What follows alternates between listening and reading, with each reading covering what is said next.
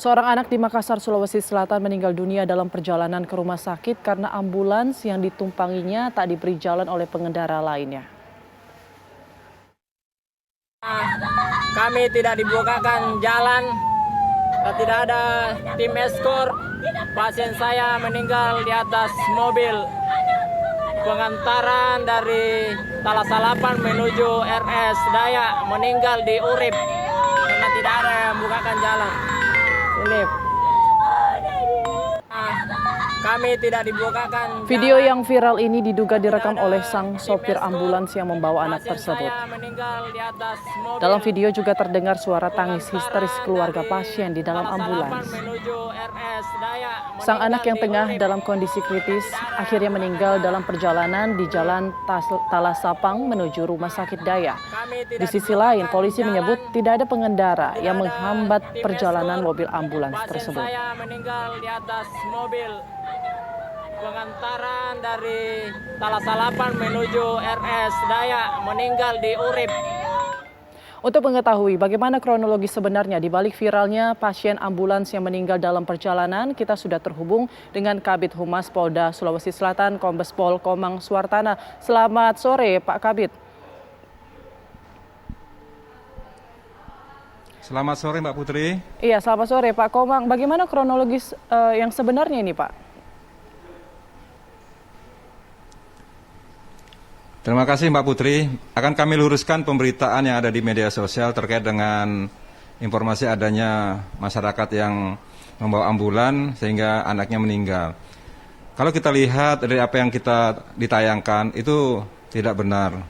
Karena kita ketahui bahwa perjalanan kendaraan ambulan yang melalui jalan yang dilalui itu tidak padat.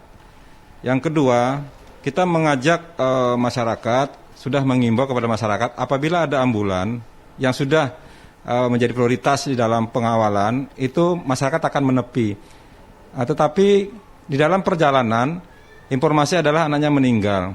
Perlu kita luruskan kembali bahwa kita sudah menyampaikan melalui Direktorat Lalu Lintas setiap ambulan ataupun pembawa jenazah yang melewati jalan raya harus dikawal oleh anggota Polri sesuai dengan Undang-Undang Kepolisian, Undang-Undang Lalu Lintas nomor 134, ya, pasal 134, di mana prioritas yang diberikan adalah yang pertama adalah bagi pengawalan ambulan, yang kedua adalah pemadam kebakaran, yang ketiga adalah presiden, yang keempat duta, dan seterusnya.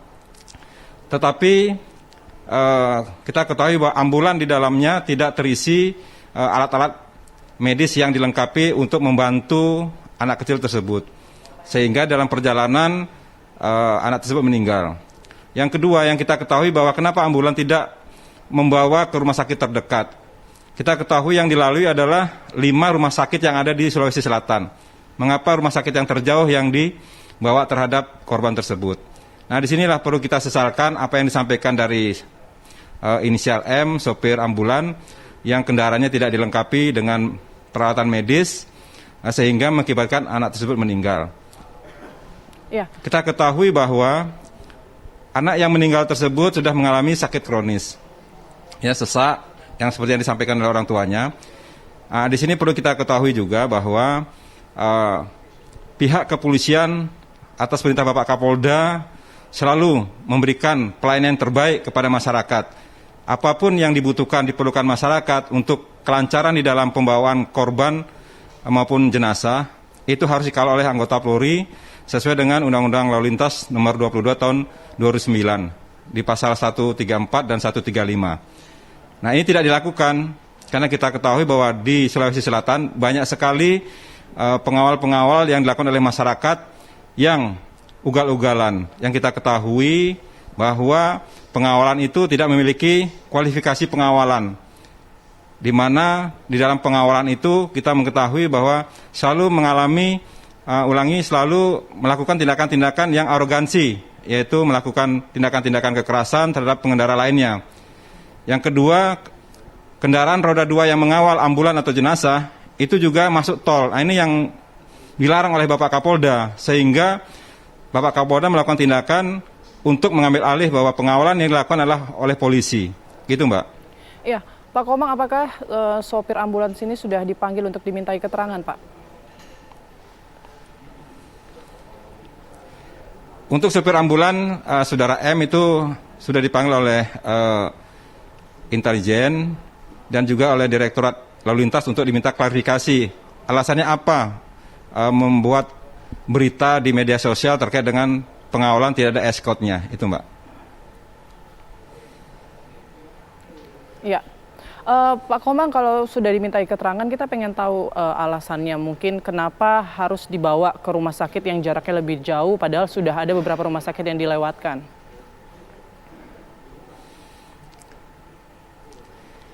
Nah, ini masih kita dalami, Mbak. Masih kita dalami apa alasan daripada sopir membawa korban ke rumah sakit yang terjauh dari tempat tinggalnya. Padahal kalau kita lihat dari tempat tinggal korban dengan rumah sakit terdekat itu sangat dekat, Mbak. Apa mungkin ada permintaan keluarga begitu, Pak, dari keterangan keluarga?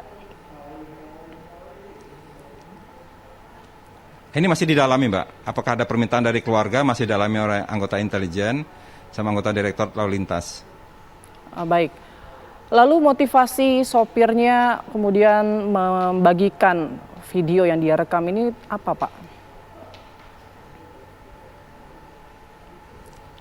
Mungkin motivasinya begini, Mbak. Kalau kita ketahui bahwa ada perintah Bapak Kapolda untuk menertibkan pengawalan roda 2 yang dilakukan oleh masyarakat yang tidak sesuai dengan ketentuan undang-undang, otomatis masyarakat yang melakukan pengawalan itu mungkin ada yang tidak suka dengan apa yang menjadi kebijaksanaan Bapak Kapolda. Nah, di sini kita ketahui bahwa pengawalan yang dilakukan oleh masyarakat itu ada yang dibayar, Mbak. Oke, baik. Pak, terakhir Pak, kalau melihat kasusnya seperti ini apakah bisa dikenakan pidana, Pak?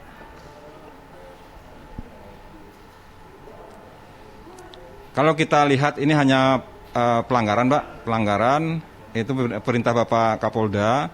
Kita akan melihat dulu apa motifnya menyebarkan video-video yang diviralkan di media sosial.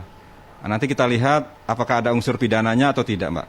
Itu. Baik, terima kasih banyak informasinya Kombes Pol Komang selaku Kabid Humas Polda Sulawesi Selatan. Selamat sore, Pak.